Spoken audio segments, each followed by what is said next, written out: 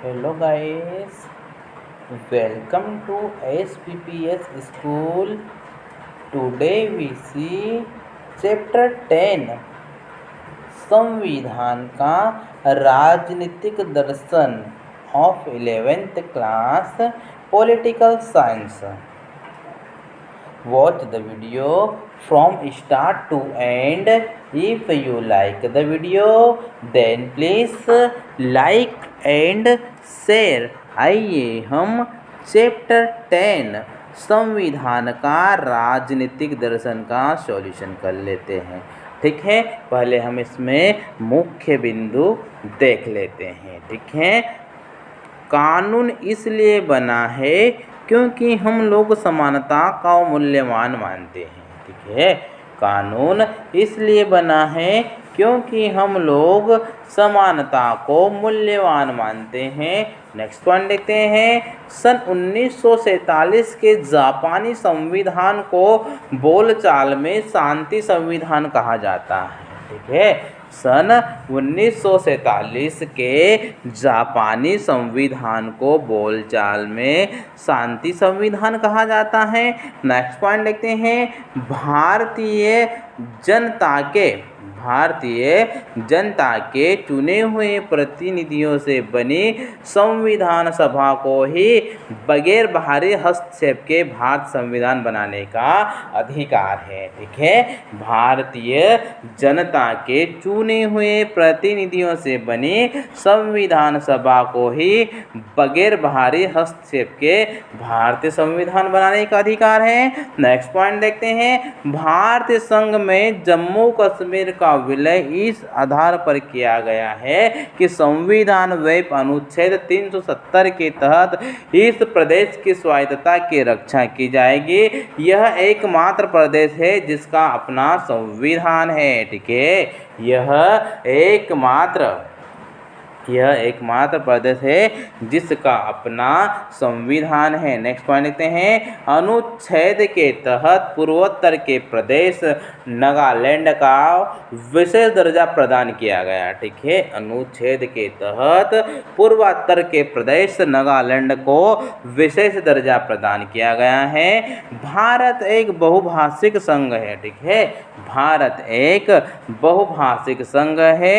हर बड़े भाषाई समूह की राजनीतिक मान्यता है और इन्हें परस्पर बराबरी का दर्जा प्राप्त है। ठीक है, भारत एक बहुभाषिक संघ है। हर बड़े भाषाई समूह की राजनीतिक मान्यता है और इन्हें परस्पर बराबरी का दर्जा प्राप्त है। ठीक है, नेक्स्ट पॉइंट देखते हैं।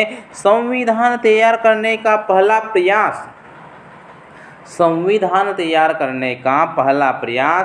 कॉन्स्टिट्यूशन ऑफ इंडिया बिल के नाम से सन 1895 में हुआ था। ठीक है, संविधान तैयार करने का पहला प्रयास कॉन्स्टिट्यूशन ऑफ इंडिया बिल के नाम से सन 1895 में हुआ था। ठीक है, मोतीलाल नेहरू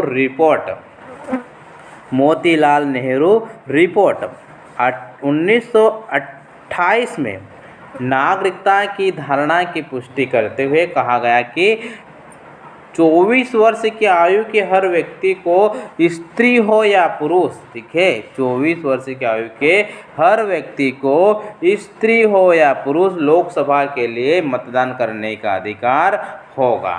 ठीक है, नेक्स्ट पॉइंट देखते हैं। सार्वभौम मताधिकार का विचार भारतीय राष्ट्रवाद के बीज विचारों में एक है।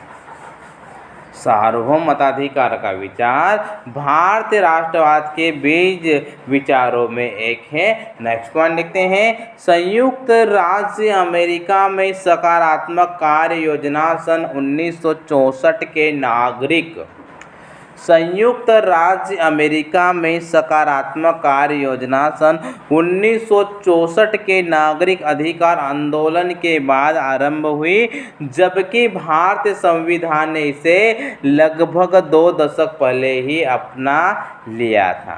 ठीक है,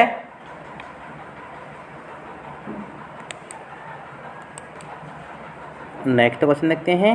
नीचे कुछ कानून दिए गए हैं, क्या इनका संबंध किसी मूल्य से है? यदि हाँ, तो अंतर्निहित मूल्य क्या है, कारण बताइए। क नंबर का क्वेश्चन देखते हैं। पुत्र और पुत्री दोनों का परिवार की ही संपत्ति में हिस्सा होगा।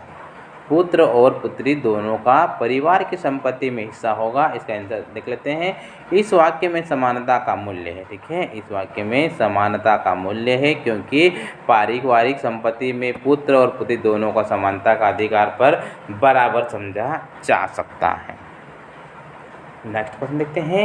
अलग अलग उपभोक्ता वस्तुओं के बिक्री कर का सीमांकन अलग अलग होगा, ठीक है, अलग अलग उपभोक्ता वस्तुओं के बिक्री कर का सीमांकन अलग अलग होगा, इसका कह सकते हैं। इस वाक्य में कोई मूल्य संबंधित नहीं है, देखिए इस वाक्य में कोई मूल्य संबंधित नहीं है क्योंकि अलग अलग उपभोक्ता वस्तुओं के बिक्री कर का सीमांकन अलग अलग होगा, ठीक है। नेक्स्ट क्वेश्चन देखते हैं।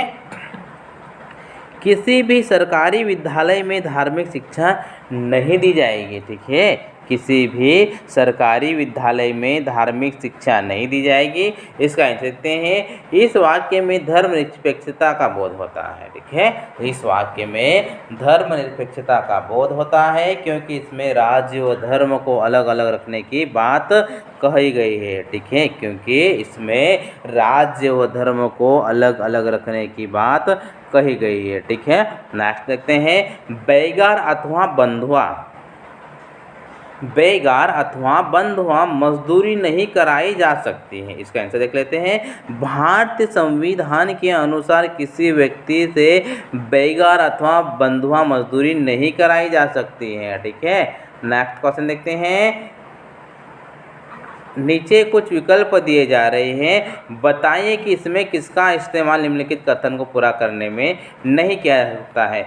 लोकतंत्र देश के संविधान की जरूरत, ठीक है, सरकार की शक्तियों पर अंकुश रखने के लिए होती है, सरकार की शक्तियों पर अंकुश रखने के लिए होती हैं। अल्पसंख्यकों को बहुसंख्यकों से सुरक्षा देने के लिए होती है, ठीक है, अल्पसंख्यकों को बहुसंख्यकों से सुरक्षा देने के लिए होती हैं। औपनिवेशिक शासन से स्वतंत्रता अर्जित करने के लिए होती हैं, ठीक है।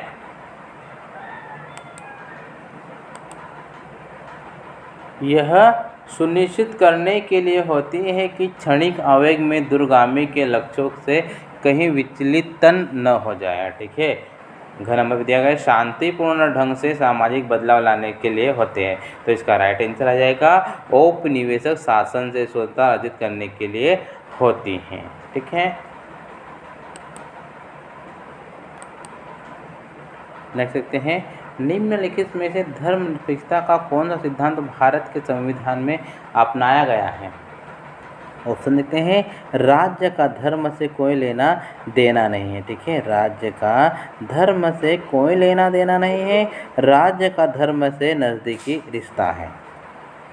राज्य धर्मों के बीच भेदभाव कर सकता है, ठीक है, राज्य धर्मों के बीच भेदभाव कर सकता है। राज्य धार्मिक समूह के अधिकार को मान्यता देगा। राज्य को धर्म के मामलों में हस्तक्षेप करने की सीमित शक्ति होगी, इसका कह सकते हैं। राज्य का धर्म से कोई लेना देना नहीं है, ठीक है, राज्य का धर्म से कोई लेना देना नहीं है, ठीक है। नेक्स्ट क्वेश्चन देखते हैं। Question number 6। निम्नलिखित कथनों को सुमेलित करें। क नंबर का क्वेश्चन दिया गया है। विधवाओं के साथ किए जाने वाले बर्ताव की रचना की आज़ादी, इसका आंसर है आधारभूत महत्व की उपलब्धि, आधारभूत महत्व की उपलब्धि। नेक्स्ट देखते हैं।